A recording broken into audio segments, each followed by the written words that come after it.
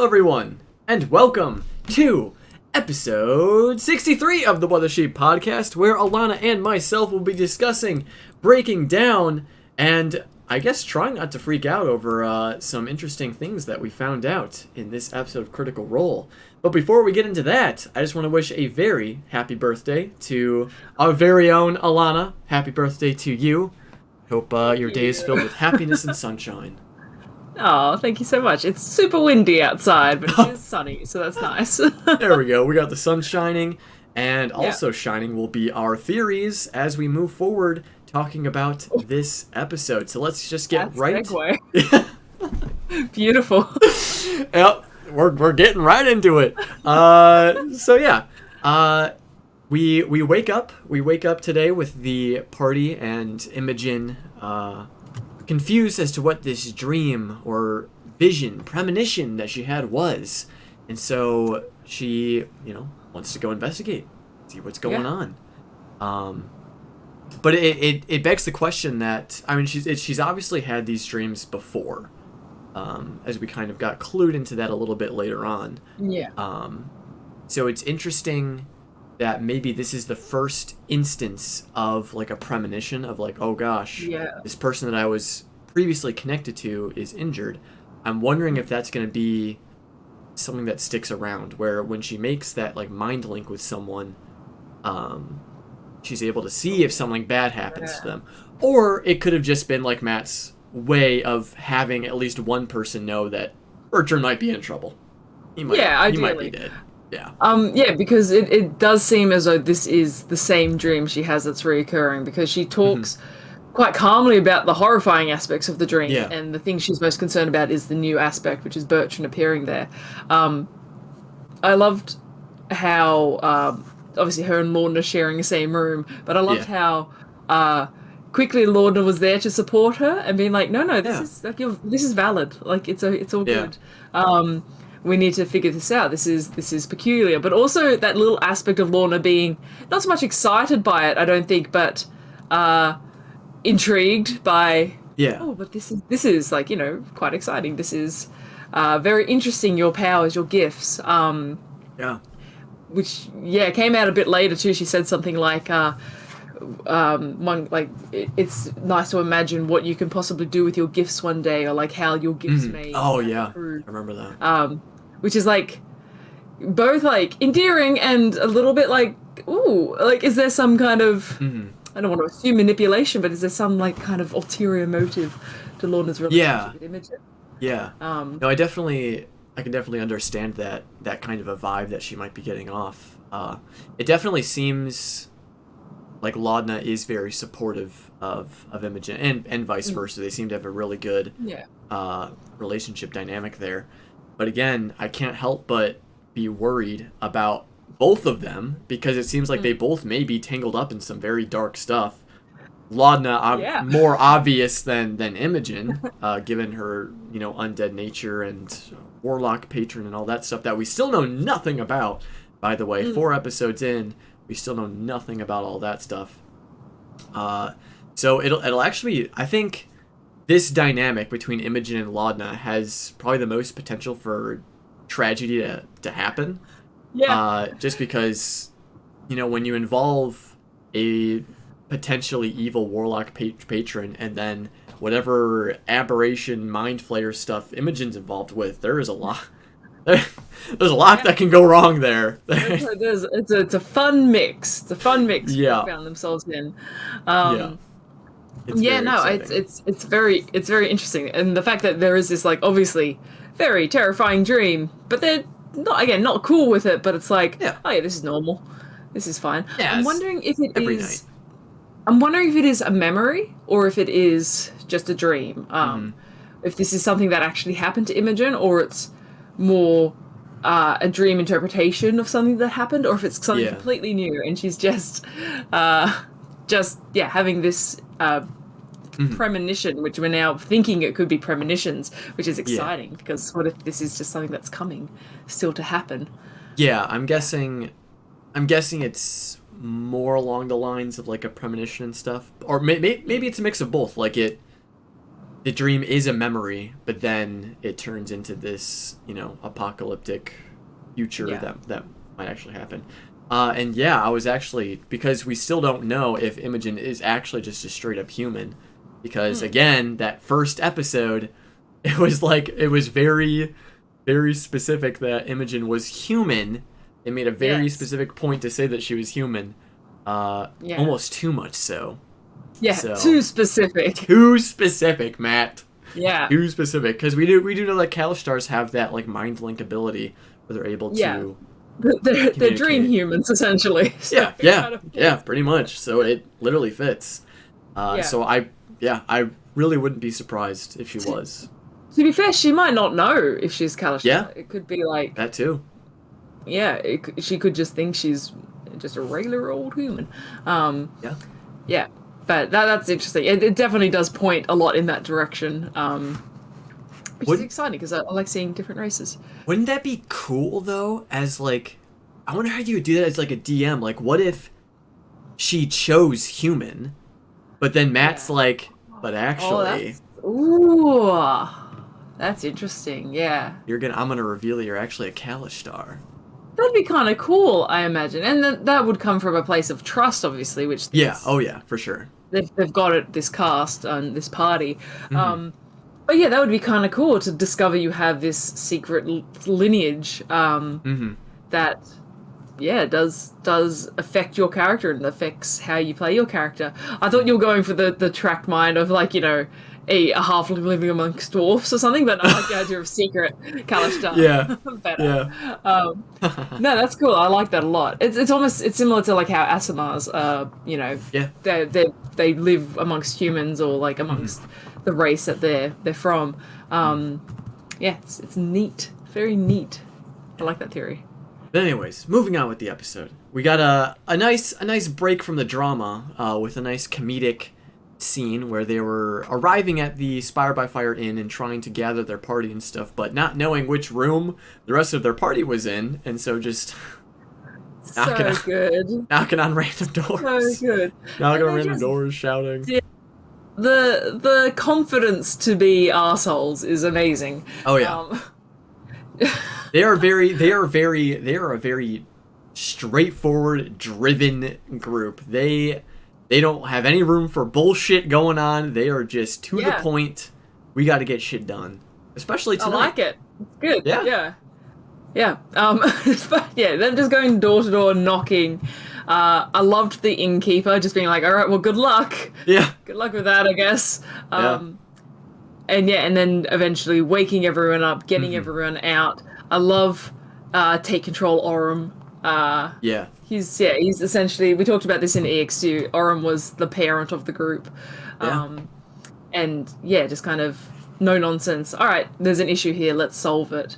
I like that. It's really cool because we also get to see Liam play that more, not so much commanding character, but the take control character. Like, all right, rather than letting other people make the decisions and discuss about it, they're actually going to step in and make some calls, which Caleb did do, but often from like a point of, here's my suggestion, whether you like it or not.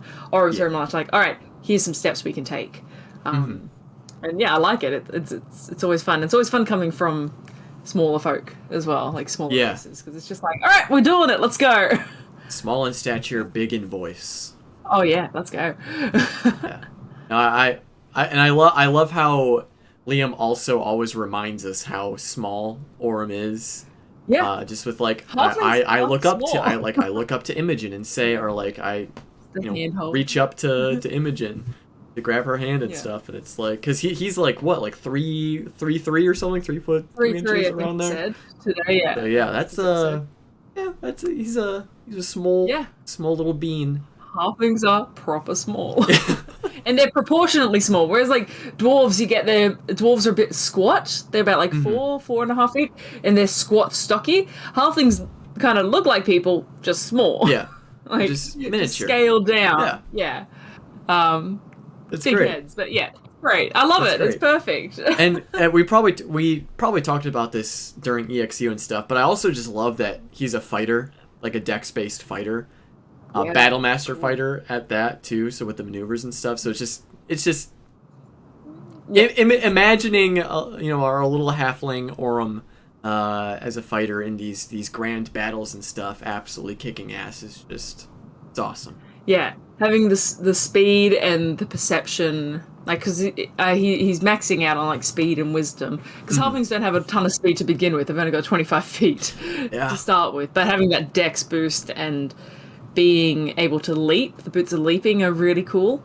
And I think he's used them every single episode so far. Like, that's a really cool item. It's one that you don't see used often because it's a bit like, oh, why would I leap when I can run, sort of thing. But it's being used really, really neatly. Yeah, it's just a cool seeing them being able to move around so quickly to get stuff done, and the way that Liam's using the maneuvers in a support way as well. Like, it's not just doing the. I think so far we've seen disarm, the bait and switch, and goading. Parry. Goading, that's it. Yeah. So they've not even taken any of the offensive kind of maneuvers, which is like, the riposte or the parry, which allows you to either redeal damage or reduce damage. These are all kind of support ones where it's, taking aggro, or it's disarming a creature.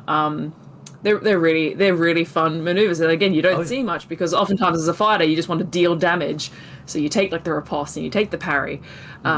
So yeah, it's really cool to see these different types of maneuvers being used in a strategic way, and then obviously just so well described and narrated by Liam and Matt. Yeah, it's cool. It's just cool. Yeah, all around, just super awesome to see. What a cool dude. But it was now to shift focus to something a bit more sad. Dorian.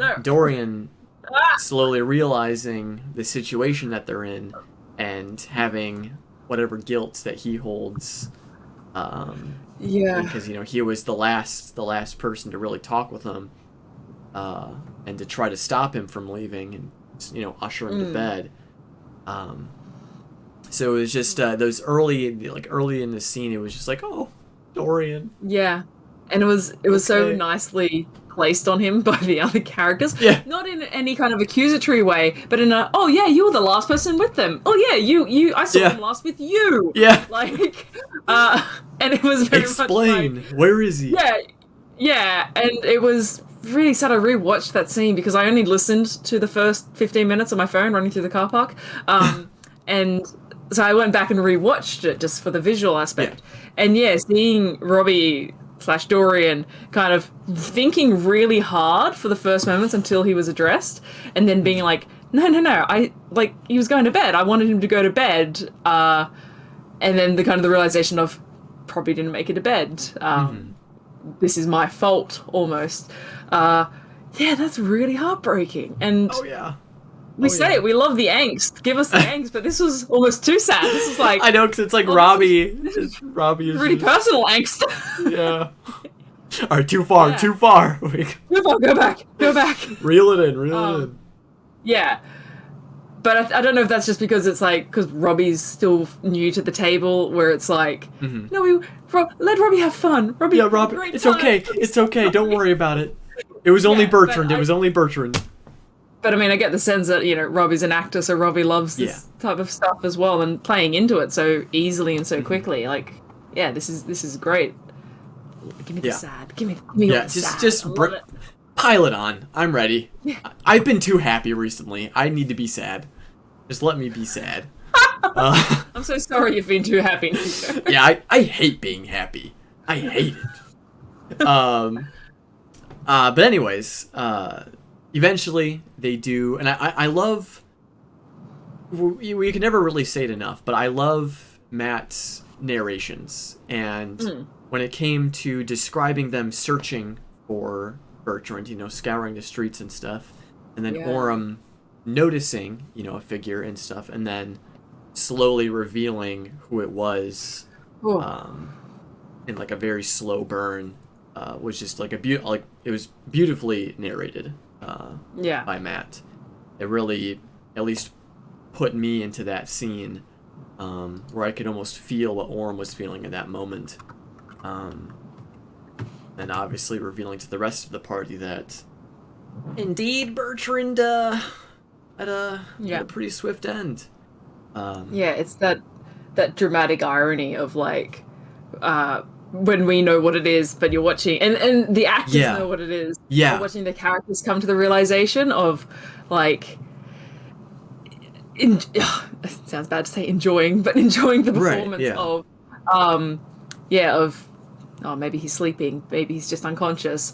Mm-hmm. No, there's a lot of blood. No, they're not moving. Or even Dorian still pushing through with, I'm going to cast Cure Wounds, and even as you still send off the spell, the body's cold, and it is it was confronting and sad and so well acted, and that's why we love this show and. I know. It's the type of acting in this show. It really is such a pleasure to watch. And whenever I see a character try to cure wound someone when they're dead, it's so good. And I just think back to Campaign 1 when Ripley killed Percy in that final fight. And Vex runs over and tries to it was Keyleth. Vex. I don't think Vex had cure wound. She did. She did. Okay. Vex tried to cure wounds Percy, but again, he was dead. So it's the perfect example of it's what my character would do. It's like a positive example of that trope of like, of course, meta, it's not going to work, but it's 100% what your character would try to do. It's It did happen a lot in Campaign 1, I think, because there was a lot of those familiar bonds. Like, I remember it was... Yeah. There were a lot of deaths, too. In the Ziggurat, too, I remember early on when Vex was dying and no magic could work in the Ziggurat. And Vex was, like, funneling potions into her. And they were like, no, stop, it's not going to work. He's like, Vex doesn't know that. Like, drink up. Like, obviously in a much more serene and... emotional way, but it was I love those moments. I love the kind of playing out, even though it's futile, even though you as an actor, as a player knows it's futile, letting the characters experience that and gain that knowledge of, okay, this isn't going to work. It's good storytelling, man. I love it. It's and again, it just feeds into the angst of the scene, right? Because it's like, it's not going to work. So it's just like, it's not gonna work. We need an angst button on this stream where press a button, angst across the screen. It's so good. We also need one for Thera's Dune as well, I think. Well, that'd just be across the screen the entire time. Because Thera's Dune is always looming. I mean, the moon was shining down that alleyway, so... Too early for Thera's Dune. We'll get to that at the end of the podcast so people can watch and then tune out. Yep. We probably had 10 people leave the stream just then. Legitimately, probably. Don't care. Not gonna stop.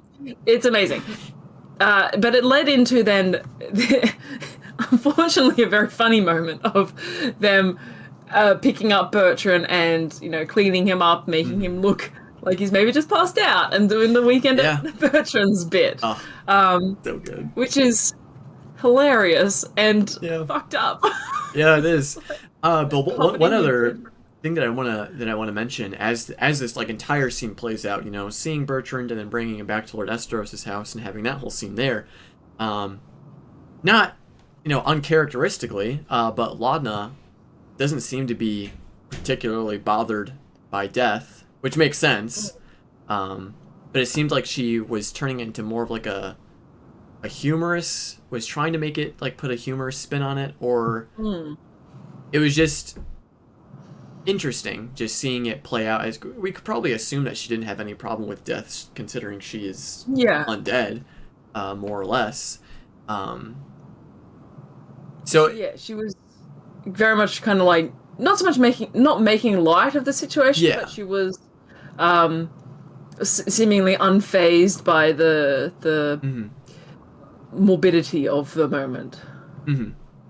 Yeah, but I think it also was in part trying to comfort Imogen, because Imogen was really upset by it, despite it not being any aspect of her fault or anything. I think it was more just the confronting nature of having seen it in her dream and what that then meant of, well, why did I dream this? Why did this happen to me, sort of thing.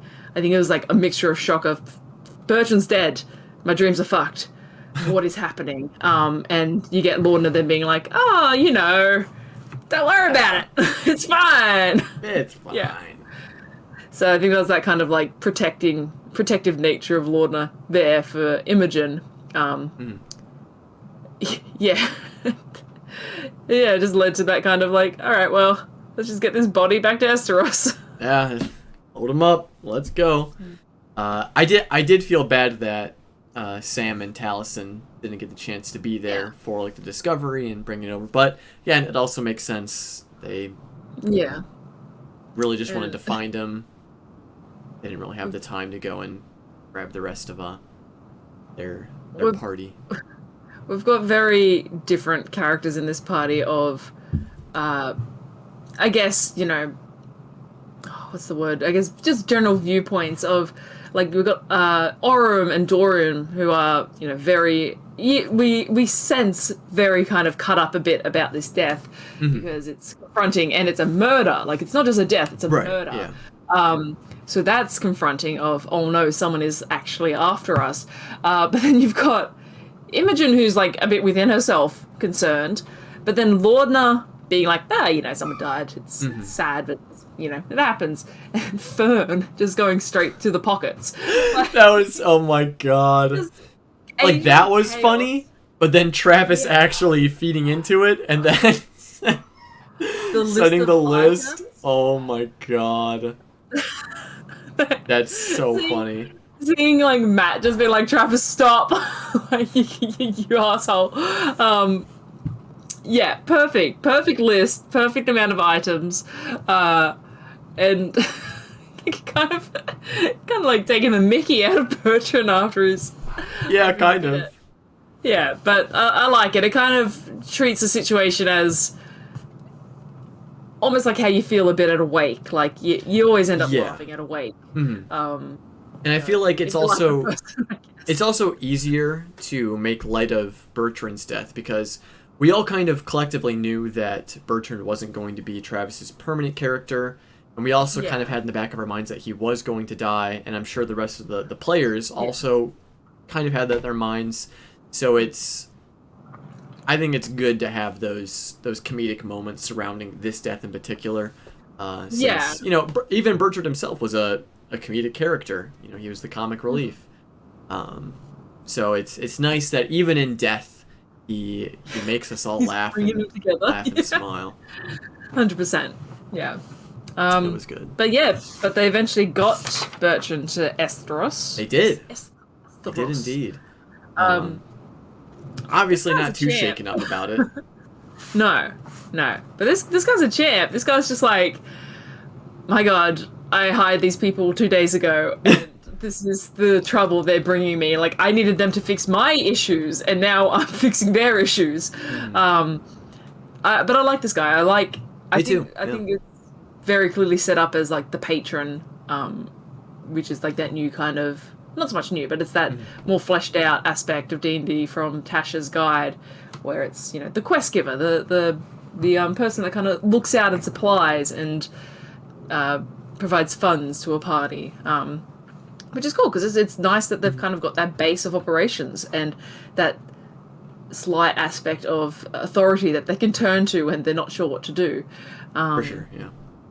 Yeah, and this guy's just like so chill about it. It's just like, yep, very matter of fact. Yep, okay.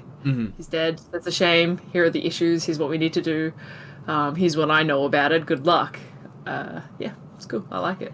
Yeah, no, I definitely agree. I was still, like, before this episode, I was still on the fence of whether Lord Esteros was, on the up and up, if he was actually looking, not only out for the best interests of himself, but also the rest of the party. And I think definitely I am going to be trusting this guy moving forward. Yeah. There was a few lines that he had said during this episode that really solidified my faith in him taking care of the party and making sure everything was going to be fine. The first one being too much injustice or not pushing back hard enough. Basically, him recognizing that there is a lot of this, seedy darkness of Drusar that needs to be combated, and we're not doing enough to stop it from spreading. Did he say we're not doing, as in, did he specify, like, himself? Yeah, it was something, I think it was played out, it was something that he said under his breath that I think someone picked up on. Enough.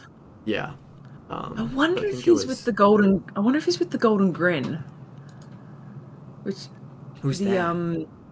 They're the mercenaries in the sense of they're an underground group that seek to do justice and root out tyranny and that sort of thing. It's like Dr. Dranzel was a member of the Golden Grin. It's like made up of bards and law people and agents that's of right. intelligence and creativity. They're kind of like an underground cobalt soul, except without the knowledge aspect. It's more about the disruption aspect.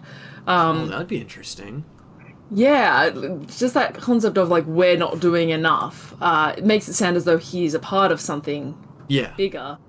And the Golden Grin sounds like a really close guess, because they're spread out. They're everywhere. And they're made up of these kind of esoteric, like, eccentric characters that want to do good in the world. So, yeah, that's a really good point. Nuckin Futz, Shikasta was in the Golden Grin as well. So that kind of agent. If Shikasta's a great example of a Golden Grin agent.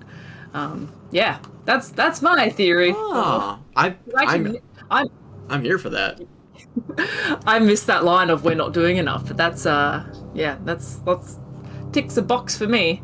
That actually makes a lot of sense, and for sure I think that's something Matt would probably consider when writing this character. So I'm totally here for that.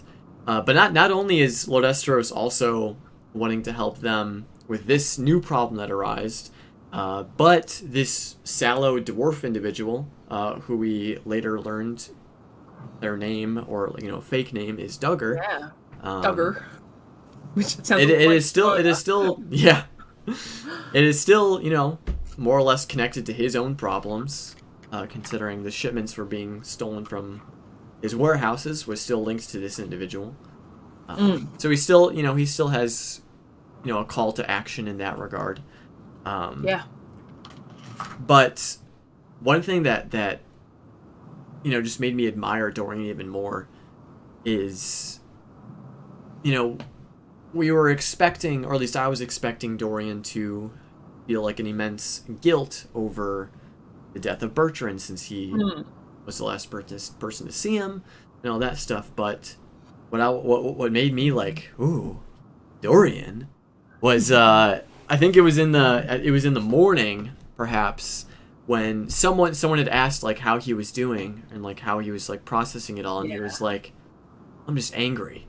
I'm angry about it. And I'm like, oh, ooh. Yeah. Ooh. Angry Dorian. Lingering kind of thoughts in your head there, Dorian. Yeah. Because, Dorian we've always seen is the character that has no qualms about doing kind of necessary things, or things that are maybe perceived as necessary to protect their friends. We saw it, again, we talk about EXU, so if you haven't seen EXU, there are some EXU spoilers, but we talk about Dorian's interactions with Lolth were often, hey, I can give you this power to help you protect your friends, and Dorian was like, sounds good, give me the means to protect my friends.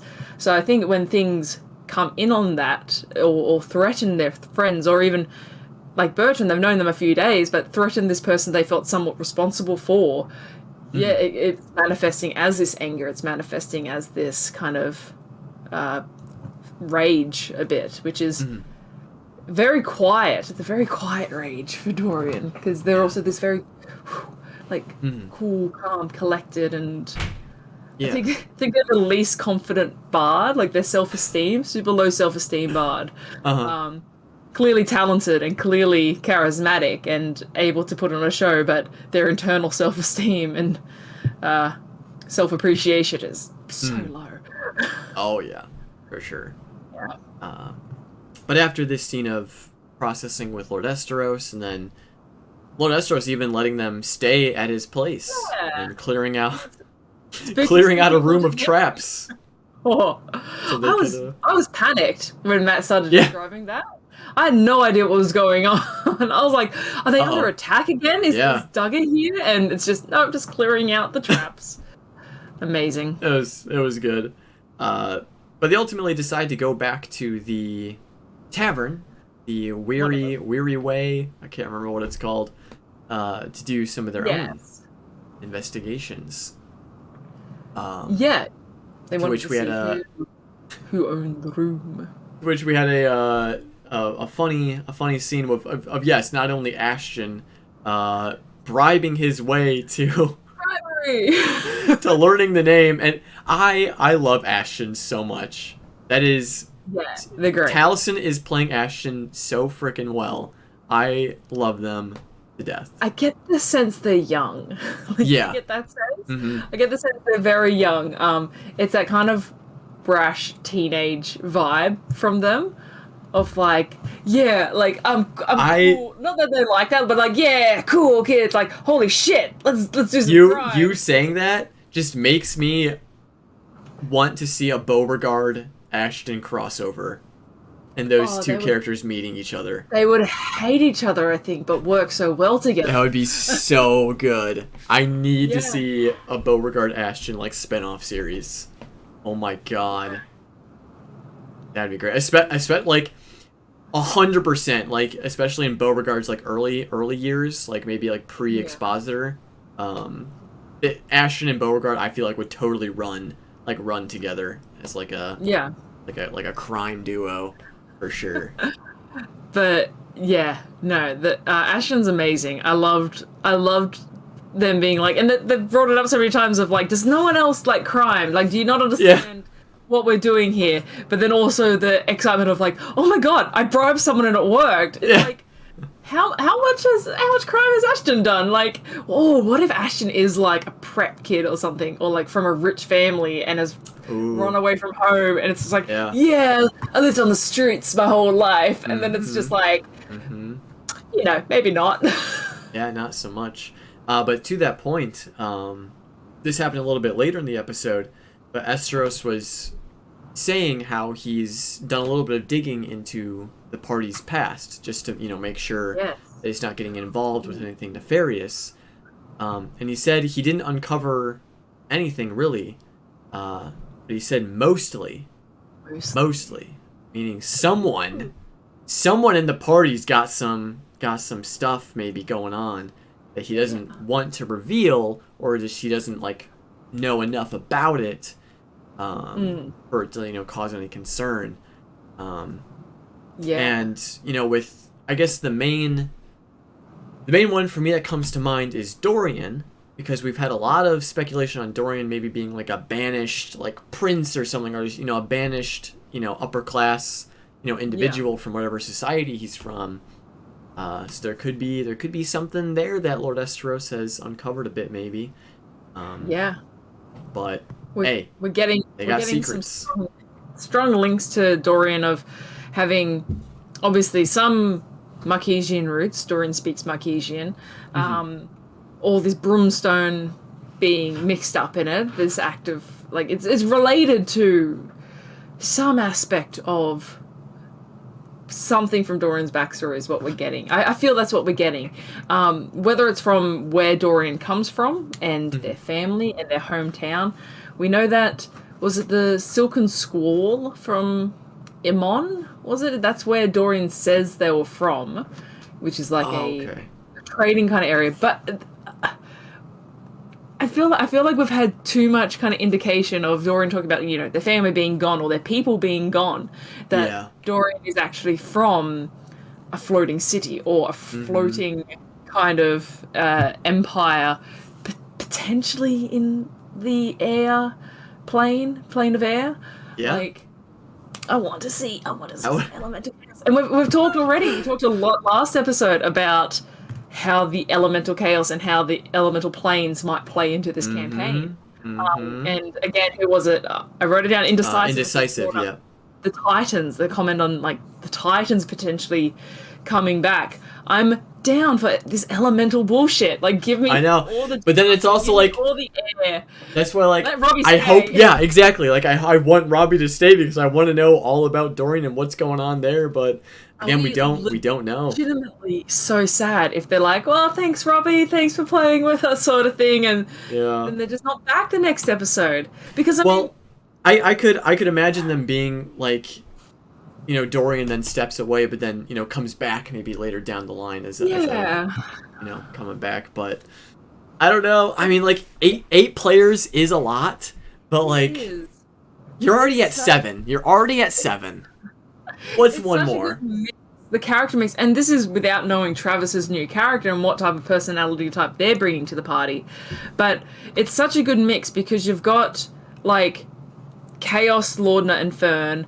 You've got Straight Men, Orym, and Dorian. You've got, you know, your general muscle in, I guess, Ashton, and FCG is there as well. And then you got Imogen, who's the horse girl. That's so disingenuous to Imogen. But no, you got Imogen, who's like another really powerful spellcaster. But it's a very nice balance. I'm trying to think of, like, if you get rid of Dorian, then you've got poor Orym having to be the kind of caretaker alone a little bit. No, I like the way they play off each other. I love Robbie and Marisha sitting next to each other. I love the big table. Marisha is hands on again. Yeah, it's great. Yeah, it's wonderful. And if Robbie leaves, it's so interesting to point out he's only been there for 4 episodes. But even like this episode with Travis gone, I saw someone post Travis hasn't missed a game since they had Ronan, since they had their baby. Oh yeah, like way back in the late 20 episodes. Hasn't missed a game. He's been on like a video call game, but hasn't missed the game. So this is the first time he hasn't been at the table, and it's like, yeah, you missed him a lot. Like, you missed just having him there. And I'd feel the same now with Robbie. Like, Robbie's only been there 4 episodes, but I would feel like the table is missing something if Robbie's not there. That's a really good point. I don't think I've necessarily felt that way with other guest stars before. And maybe it's just because Robbie's been there from the start of the campaign and is integrated into the party. It's not just like a, hey, new person, join us for a bit. This is like, no, Dorian is an official party member. Yeah. Yeah. I would also like to see Ashley Birch come back. I liked getting a lot of episodes of Keg. That was pretty much whenever someone said if you could have anyone join the party as a permanent member. This is before seeing EXU. I've always said Ashley Birch. Still would. 9 is probably too many people. Yeah. 9 is quite a bit. And I think Ashley Birch is super busy. Like, she's in shows. She's doing so much stuff. But yeah, I fucking love Ashley Birch. She's so good. Yeah. It'd be really cool to have her back eventually. But eventually they do go to the room where the scuffle did happen, and they begin their own investigations, and thus also began my favorite running joke of this episode with the coin that FCG gave to Orym to investigate. It was just so funny. It was so funny. It lends so much more into the theory that FCG is more than they're letting on. The fact that they spend so much of the episode being like, oh, you know, you soul touch people, you're sad when someone dies, right? Like, Sam's portraying this character in such a way that it's like, oh, they're just a robot. They don't have a soul. Yeah. But the passive aggressive nature of like the losing the coin, the kind of the ribbing, like the joking for Orym, like seeing that Orym was clearly like, oh no, I'm so sorry, like really apologetic, and playing into it. That's like, that's not programming. That is like a personality. That is like a soul. Like, that's also just Sam being a little shit as always, but that is a good point. Out with that southern accent, and you're just like, oh, okay, this robot's got more going onto it, and it's going to happen naturally if you choose to play like a Warforged or an Automaton, and you're like, how do you not just put character into, like, you can't just play a straight up robot. That's going to be really difficult. But I think it leads more into this concept that FCG has got a lot more going on with them than they are letting on, or than they possibly know themselves. Bring on the emotional baggage. No, I definitely agree. I'm here for it. We did before we get off FCG as well. We did learn a little bit more about them this episode, where unless it could have been mentioned before, I didn't pick up on it until this episode. They mentioned how Dancer, the one that gave them the coin, was at the camp that was destroyed. Who also died. Yeah, that's what they're saying. So before the way I thought of it was Dancer had sent them off like a group of robots to do a task. It didn't click with me that Dancer was a part of that group. So that's even more horrendous, because I was thinking, oh, maybe Dancer's still alive out there somewhere and is looking for FCG. But the concept that FCG is the only survivor of their creator and siblings being destroyed. Yeah. Yep. There is just so much angst waiting. It's bubbling. It's festering. Just underneath those copper plates of FCG. It's coming. It's coming. And I'm ready and waiting for it. We did find out that these shade creepers did use this hole to break into this room, but they came from 1,200 feet below. I don't know what that is in Australian units. It's like you mean in regular units? It's about 350 meters or so. Gotcha, for all you normal people out there. For all of you who are upside down, 300 and like everywhere else in the world, mainly. Yeah. Pretty much. It's a fair drop. It's a fair distance. Oh yeah. And then seemingly it shifts, like it curves.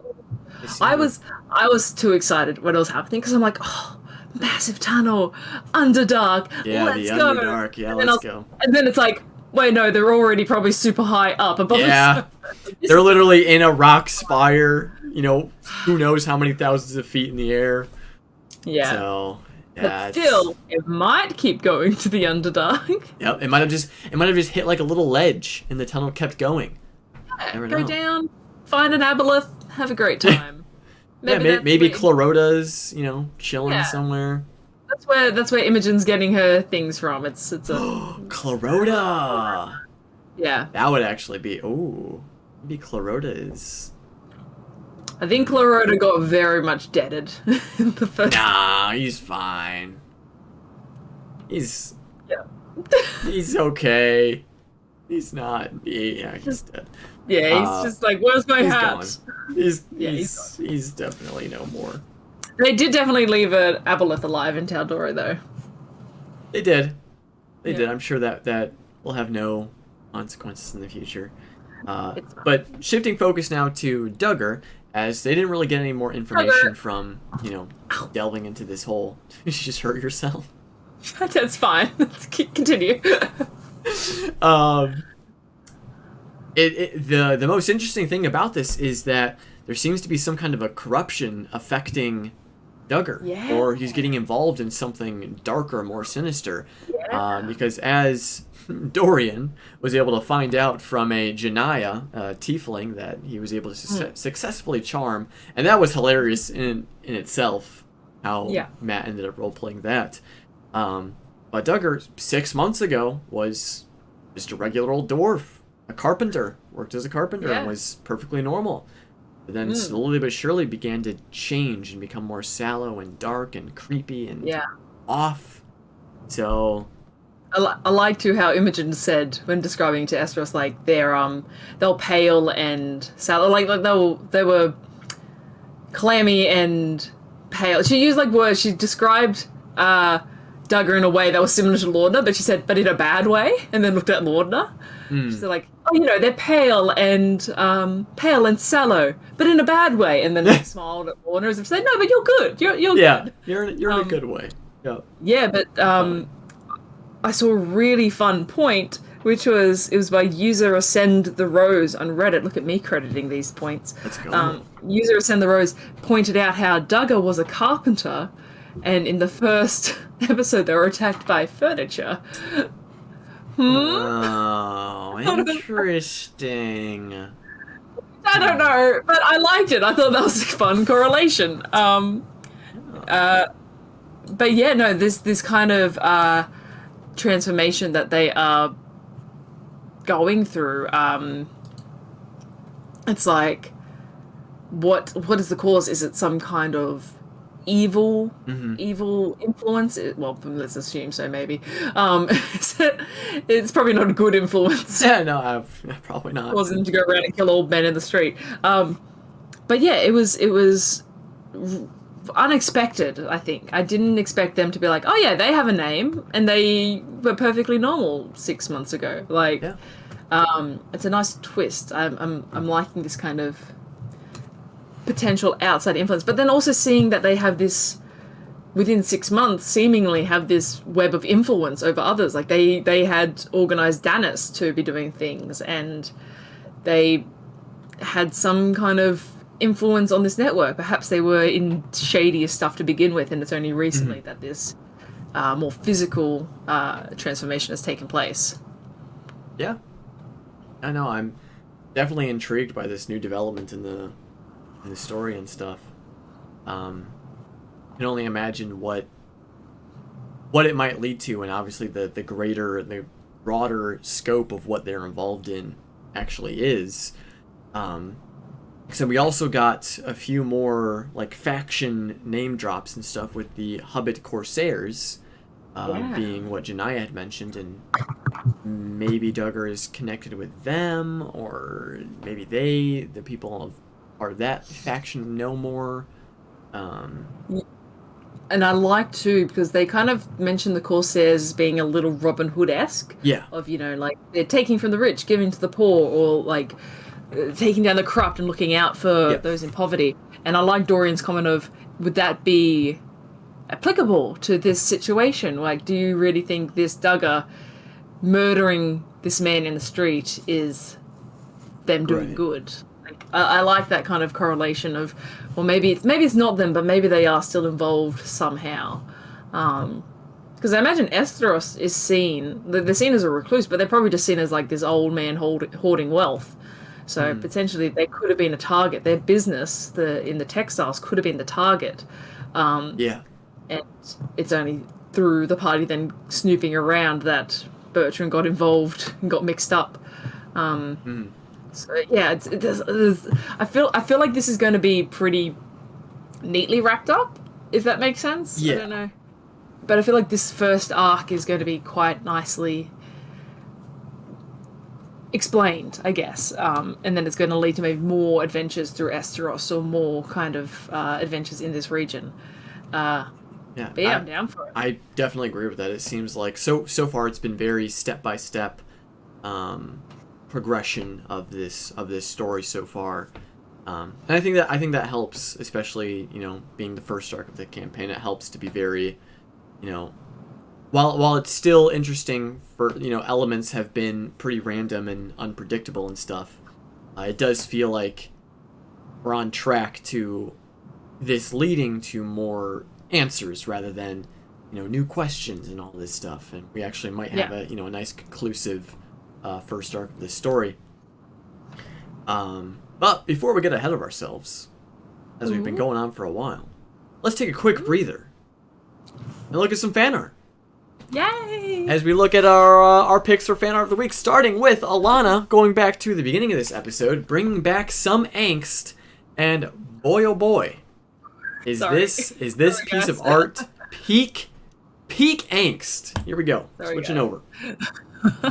This gorgeous art done by @RunFreebirdRun on Twitter depicts the. Oh, I guess I can move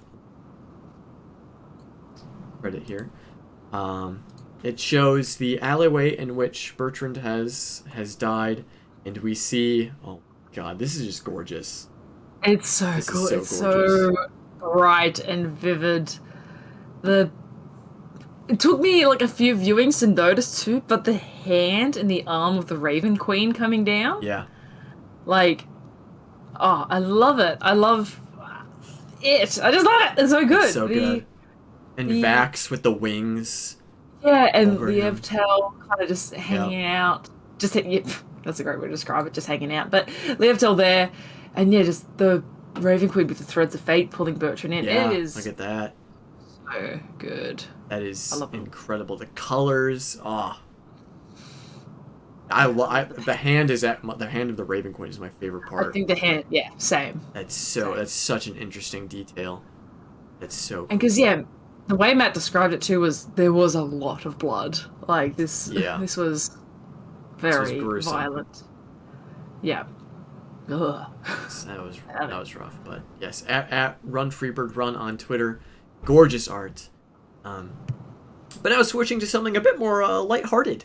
I feel like we need a nice opposite. After this one, feeling the inks of that one. We have this art done by at Pilpo on Twitter. This really adorable art of Orym and Snake Fern descending into the tunnel with the little the light. That's adorable. The light from the coin, the cute little wild shaped fern descending into the tunnel. It was great.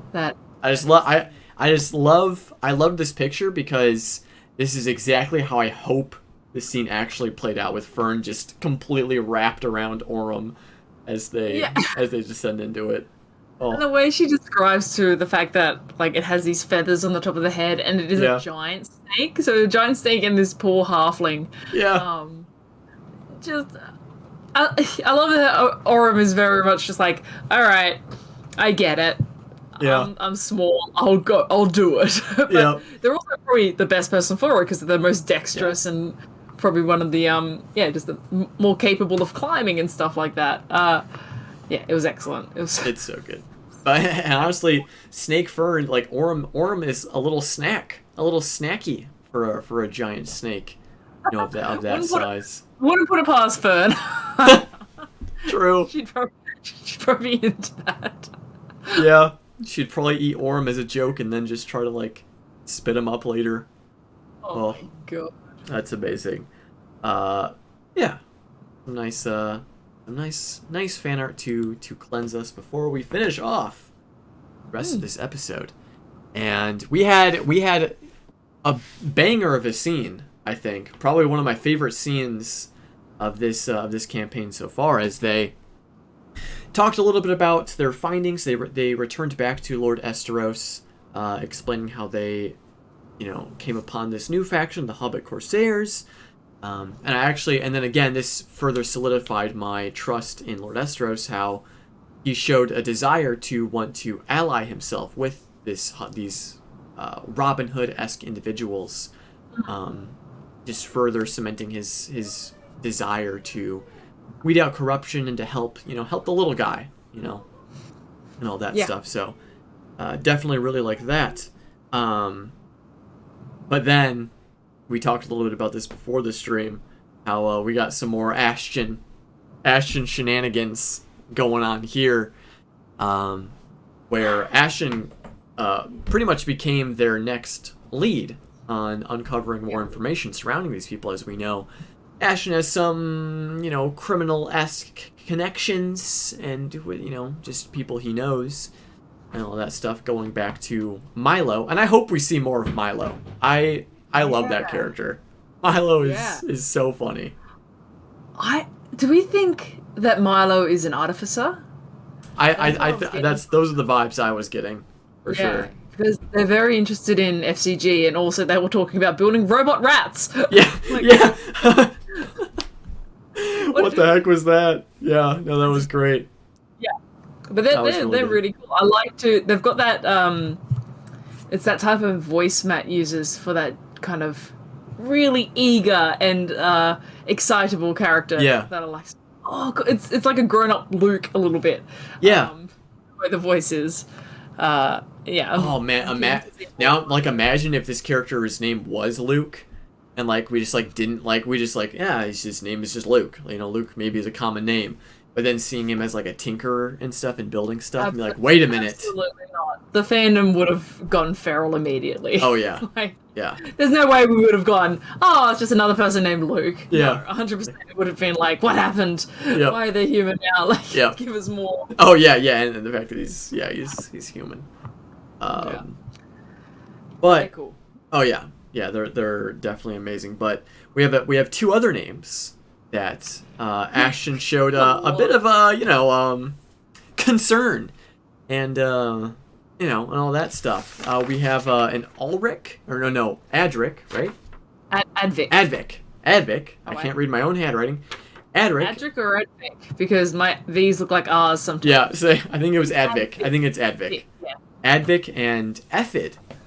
As two individuals that it seems like Ashton may owe them a debt, or just maybe might be on bad terms with them. Seemingly owing a lot of people a debt. Yeah, seemingly, but again that goes that reinforces our theory of him maybe being young and maybe not too world weary and aware of what it means to take on loans or have debts to dangerous people. All that stuff. So it is it is really funny. But then going to this new district, this inner going into the spire, into this this new what was the Elder's Post? Is that what it was called? The Elder's Post. Yeah. Elder's Post, yeah, and the way Matt described it was incredible. But then this new character that we met might be my new favorite NPC so far of this campaign. They're like a little soup Nazi for Alexandria. Yeah. The pastry Nazi. The Shadow Baker. I love their intensity and just their passion for their pastries and their disdain for pies and how insulting that was to them. That Orm would even suggest, or whoever it was that would even suggest that they would sell pies. So good.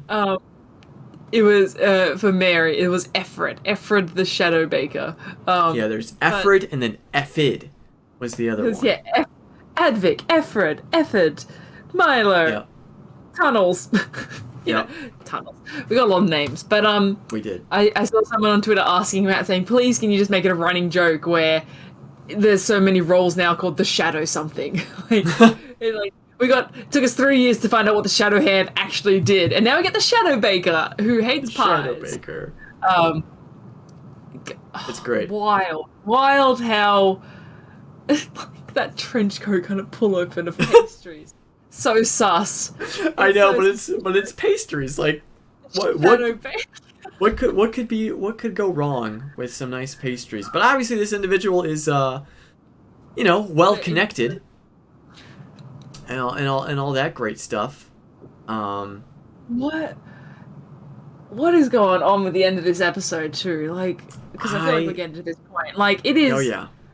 I'm so excited. I feel like, as far as cliffhangers go, it's not the biggest cliffhanger we've had, but it's the most intrigued I've been in a while for a cliffhanger. Because even though we've had cliffhangers, and especially towards the end of campaign 2, with the Eyes of Nine and some Nova and all that, it was very much like, oh, that's a cliffhanger. Like, what do we think is going to happen next episode? We had probably a pretty good guess of what's going to happen. This is very much like, who the fuck are these people? And what are they going to do? Yeah. It's like some weird ritualistic fight club or something. Yeah, what is this place?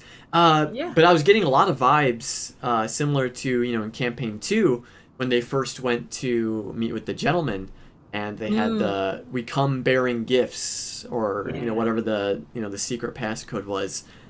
Getting a lot of those vibes. I love the trope of having a secret phrase to get access to the underground and all that stuff. I just think it's really interesting, and especially whatever the phrase is.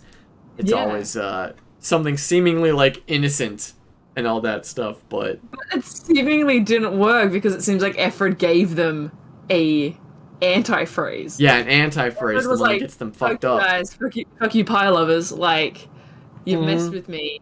Go here, ask these people for this, and they're just like, well, time to put on a show. Like these people are messing around where they shouldn't be. Yes, Daniel, I'm 100% with you. The Laughter is a stand-up comedy club. That was my guess. I was like, my God. is this gonna be like performance theater? Like they're like, you're here for the laughter. Well, take a seat. Yeah. Jazz hands. Yeah. Yeah. That'd be great. I would love that. Like, I 100% would not be disappointed with that. But I feel like it's that'd be a great twist. I'm leaning towards sinister. I don't think this is going to pan out particularly well. But again, like meta-wise, obviously, like nothing terrible is going to happen to them. It can't. Not with 30 people in the room around them. Yeah. If they are really there, it could be an illusion. But if there are actually like 30 additional people in this room, unless they're like super like low level just villagers, they're going to be messed up by these people. Oh yeah. Like this is not going to end with them fighting their way out, I don't think. No, I think maybe the Shadow Baker, I can't remember what their name is already. Ephred. I'm wondering if maybe he knows a little bit more about maybe Duggar or whatever they were like inquiring about, and he was maybe sending them to his boss and being like, all right, you gotta check out these guys, make sure they don't know something they're not supposed to know, and maybe something along those lines. But I think it may just be I'm hoping that it's just like all right, what are you fuckers doing? Messing with one of my guys. What do you know? What are you involved in? Who are you involved with? What's going on? And in order to get out of this, you got to do something for us. And then it may lead them down like a darker path where they have to do some crime thing. Because also the way Matt was describing this character that stepped forward, it did have that very ostentatious, charismatic, showman-esque nature to them. It didn't feel necessarily evil. This person, like, if you say it kind of reminded me of like a pirate, and this guy kind of reminds me of like that Robin Hood-esque pirate type. So these could be the Corsairs, and it could just be like. Yeah, we know about Duggar, but, like, we don't affiliate with them. Like, but what do you know? And why are you asking these questions? Which I think is going to be very exciting and very interesting because these people can't always talk the best. And I don't know why, but, like, well, I know why, but I was getting, like, when Matt was describing this playing out, the cult-esque nature of this, these individuals surrounding, and then when Matt said, and then an individual steps forward and pulls out a scimitar, I was like, holy shit. Is this Kingsley? Is this going to be Kingsley? Oh, that's cool. Oh, man, that would have been amazing. Yeah. Holy crap. But I don't think it is.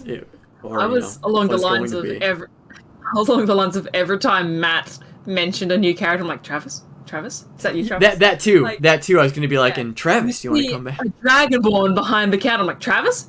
And they speak. I'm like, dang. Or like, bird person, Travis? It's like, they speak. It's like, I don't think Matt would speak for Travis's character. Like, dang it. I do not think so. But I was still getting the vibes that, I was like, is this an NPC we already know? Like from like a previous campaign or something? That would be so cool. I was thinking, and it might have just been like aspects of the accent and the description. It reminded me a lot of like Dario. Is it Dario? Oh yeah. Yeah. From Zadash and from Rexentrum. Yeah. I don't think it was Dario. Dario's from Game of Thrones. It is. Yeah. Dario Naharis. Yeah, Dario Naharis. Dario. Yeah. Not Dorian, not Dariax. There's too many D names. It does start with a D. Name, I think. Davin or something? No, because there was Dagon. There was Dagon.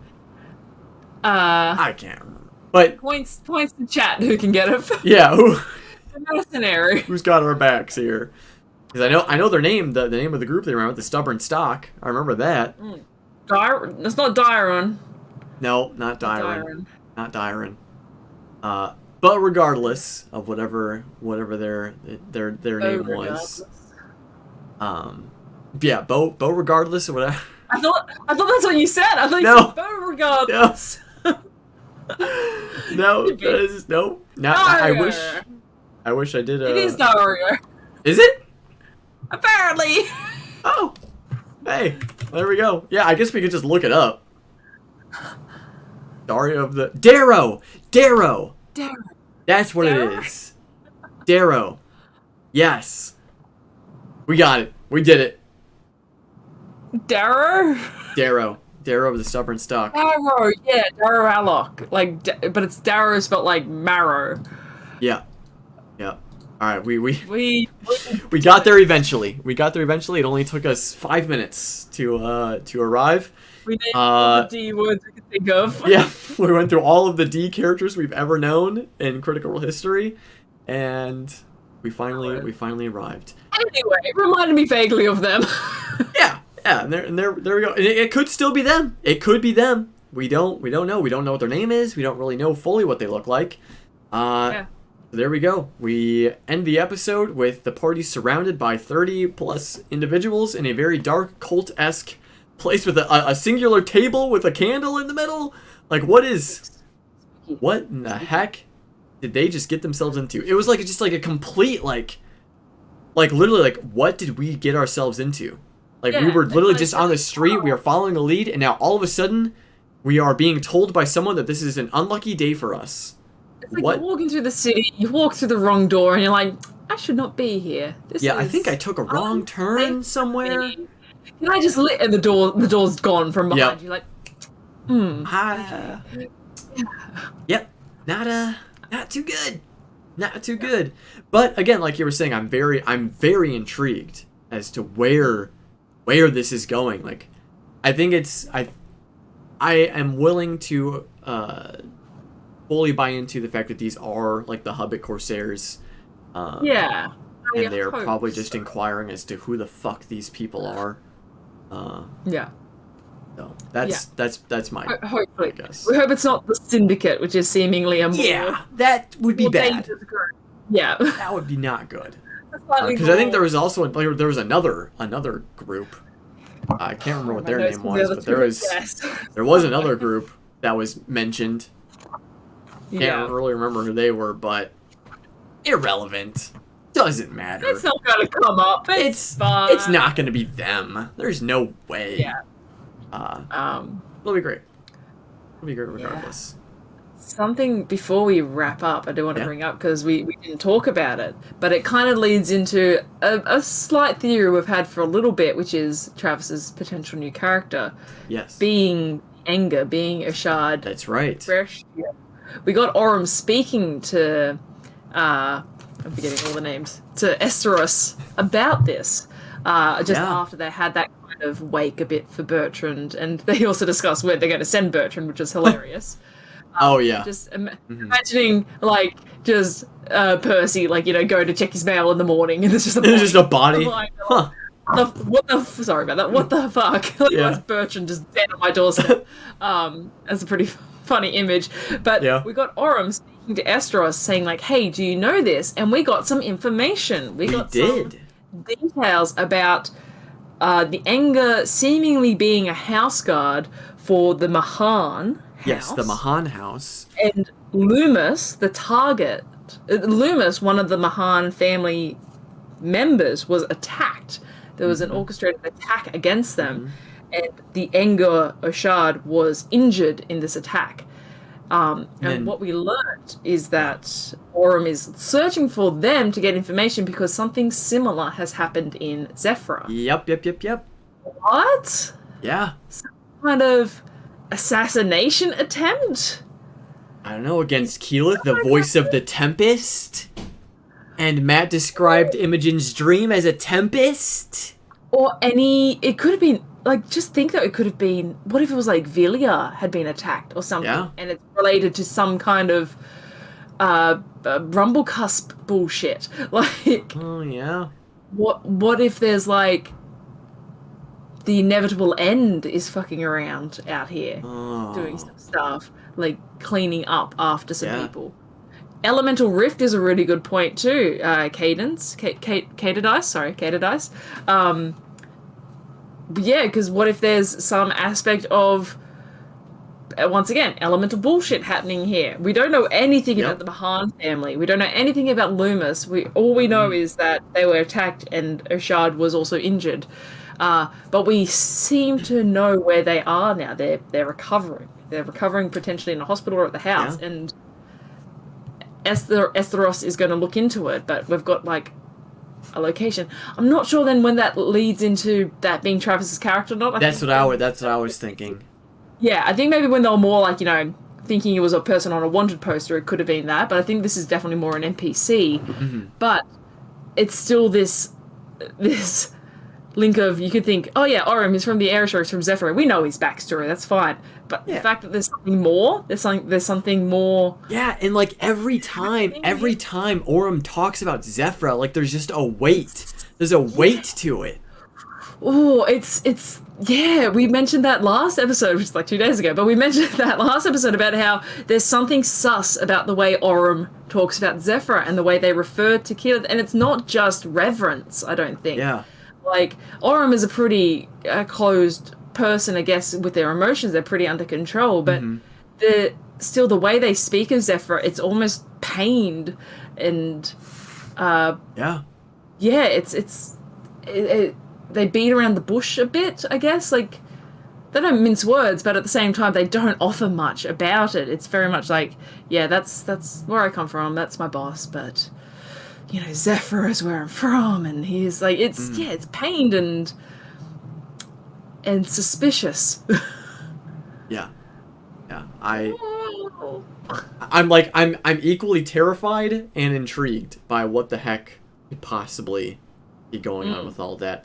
But now it's also very exciting that, because again, there was a lot of speculation on Oshad Brescia or the anger being Travis's character, but now it's leaning more towards that's probably not the case. But again, then that opens up more excitement to, oh gosh, now we have no idea who Travis's character could be, so he could show up literally whenever. We have no idea. So like the surprise factor is back in play on who the heck Travis is going to play. 100%. We don't know. There's again, this early in the campaign, there's still so much we don't know about where this story is going, all these characters and all their stories converging. But hopefully we'll find out what the party has themselves involved in next week. As unless there's anything else we really want to talk about. I'm glancing at my notes, trying to see if there's anything that I missed that I want to bring up again. I don't think so. We had the Elsvaran Union drop. They're like the ship making company, the sky ship making company. How they're mainly the ones who deal with broomstones, so they may be involved somewhat with this smuggling that's been going on. We got maybe a little hint that Lord No is pushing for Pact of the Chain. Yes, with Pate. Just that Pate can only move 6 inches from her fingers for now. Yeah, for now. What does that mean, Laudna?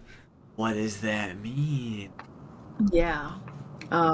It's exciting. It's exciting to see where that's going to go. And if Pate becomes alive, that's going to be quite horrifying, I imagine.